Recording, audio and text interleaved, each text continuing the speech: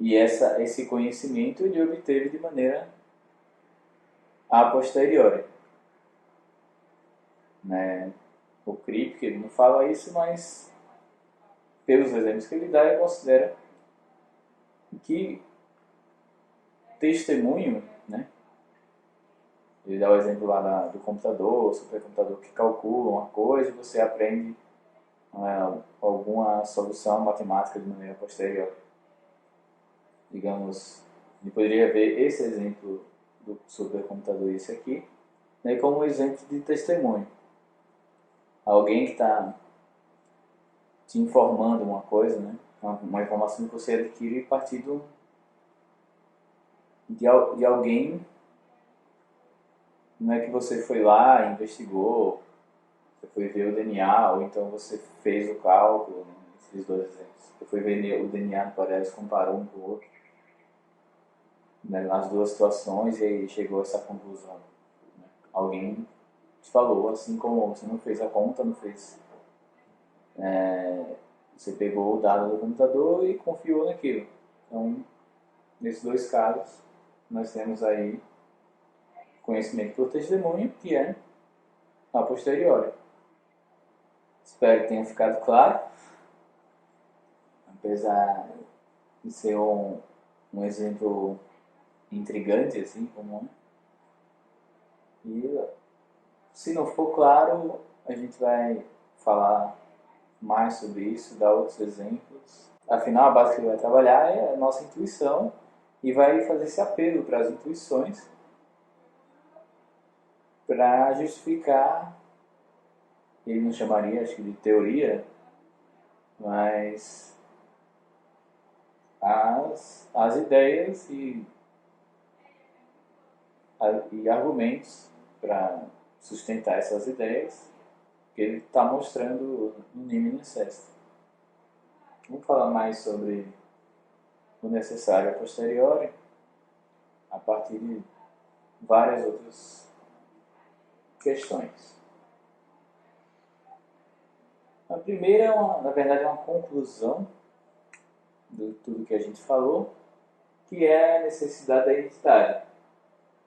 Se duas coisas são idênticas, no caso do exemplo, se Hésperos é Fósforos, é necessário que seja assim em todo mundo possível. Certo? Em todo mundo possível, vai ser o caso que Hésperos é Fósforos. A gente falou lá da situação qualitativamente idêntica, né, da coincidência das órbitas de dois corpos celestes distintos. Para um foi dado, é possível que para um fosse dado o nome de Hésperos e para outro fosse dado o nome de Fósforos. E a experiência que a gente tivesse vamos dizer assim, nesse mundo possível, supõe que você está nesse mundo, você consegue imaginar que você está num mundo no qual dois corpos celestes distintos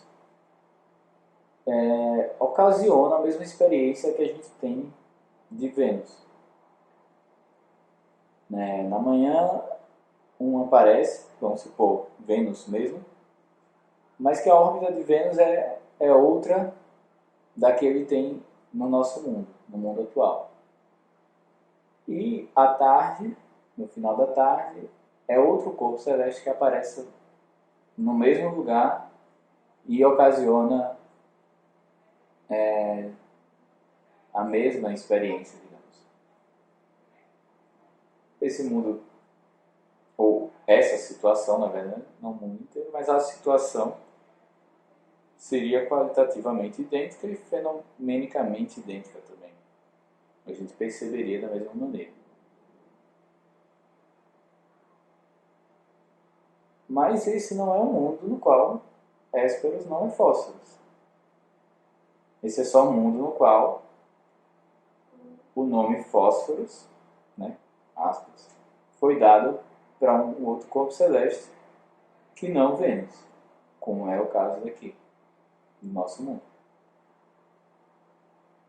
Dito isto, a gente tem primeiro a necessidade da identidade Uma conclusão daí, se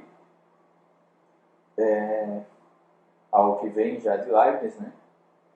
Indiscernibilidade dos idênticos. Mas não só isso, se duas coisas são idênticas, elas são idênticas em todo mundo possível, nos quais essa coisa existe. Mas uma outra coisa também é a necessidade da diversidade. Se duas coisas são diferentes, elas são necessariamente diferentes. Suponha que duas pessoas são gêmeas. Ou pense em, não sei se você conhece ou não, pessoas que são gêmeas. Esses gêmeos, você pode supor que a Mórula, não sei como tão bem biologia para dar o exemplo mais preciso, mas vamos lá, suponha que tem uma Mórula, ela tem um momento que vai dividir, né, que ela dividiu para formar os gêmeos. Então suponha que teve alguma alteração e ela acabou não dividindo. Então nasceu uma pessoa só nessa situação possível. É possível que fosse assim. Então você tem João e Maria, ou pense nos gêmeos que você conhece. Se não conhecer, pense nessa situação no qual João e Maria são gêmeos, nasceram. E é possível que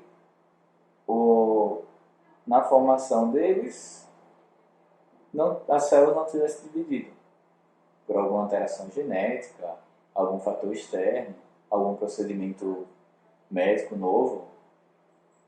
Poderia ter acontecido que impediria a divisão em para formar dois embriões.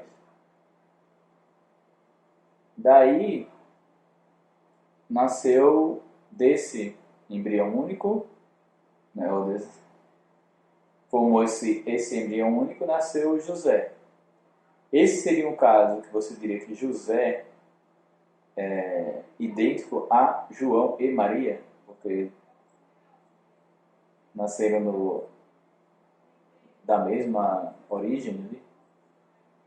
Não. Porque se duas pessoas são distintas, eles recebem dois nomes distintos, ou até o mesmo, tanto faz, mas são duas pessoas distintas. Se você dá, ao nomear, o nome é do rígido, e ele vai nomear essa pessoa em todos os mundos possíveis, nos quais essa pessoa existe. Esse mundo que eu descrevi, no qual as células não se dividiram de tal maneira a formar dois embriões, não é um mundo no qual nem José nem Maria, nem João nem Maria existem. Não é um mundo no qual eles são uma e a mesma pessoa. Dá para entender? Então essa é a outra consequência, que se duas coisas são diferentes, elas são necessariamente diferentes. Daí o que eu falei, né, do problema de Frege, que Frege está dizendo A é igual a B, me dá um valor cognitivo diferente de A e igual a A. O Crico vai dizer que não, né? Isso é um problema que problema de Frege assim, não é verdadeiramente um problema. Porque ninguém tem o nome de A, né? Talvez tenha, mas o exemplo que ele dá é ninguém tem o nome de X, exceto um certo ativista da causa afro-americana. Ali está se referindo ao Malcolm X. Ele falou assim, X é igual a X, como ninguém chama X, essa sentença aqui não está falando sobre nada. É só uma forma de representar um tipo de sentença.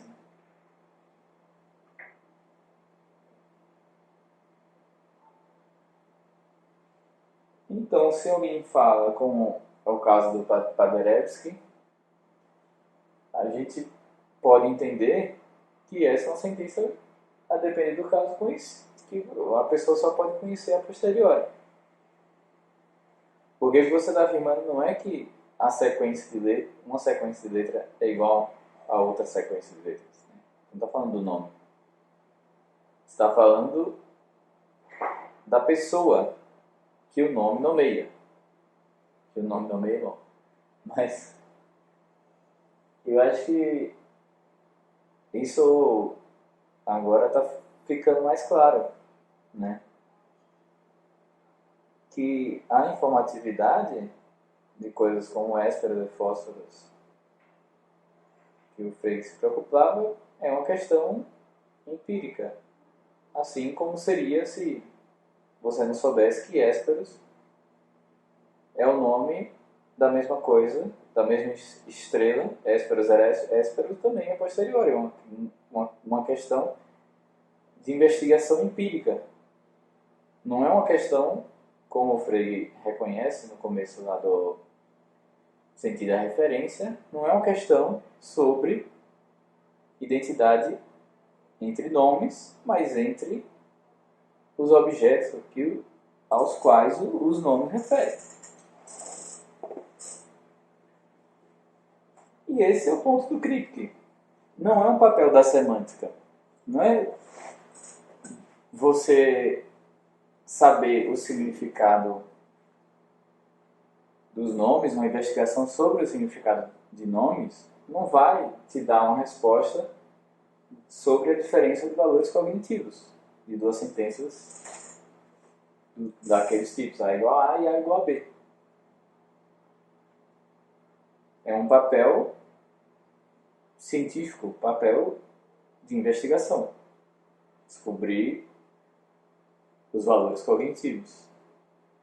Afinal, o significado do nome não é nada mais do que a sua referência. E para saber qual é a referência do nome, você precisa de conhecimento a posteriori. Você não sabe o significado de nomes de maneira a priori. Bem razoável, né? Aparentemente. E muito diferente da ideia da tese Frege e Russell, bem diferente, que colocava essa explicação em cima de descrições definidas. Que era você entender que a estrela da manhã, essa única descrição que seria o significado do nome Hesperus, e a estrela da tarde seria o único significado do nome Fósforos. Você entender que a estrela da manhã é a estrela da tarde. Só que a gente já viu, pelo argumento modal, que poderia ser o caso que a estrela da manhã não fosse a estrela da tarde, ou que Hesperus não fosse a estrela da manhã, certo? Vênus poderia ter sofrido um impacto de algum asteroide, alguma coisa assim, e ter alterado a órbita. Então, os babilônios não teriam visto, nem a gente, claro, Vênus naquela posição na manhã. Então, nem é o caso que o significado dos nomes é dado por meio de descrições, e nem é papel da semântica dar uma explicação sobre o problema de Frege.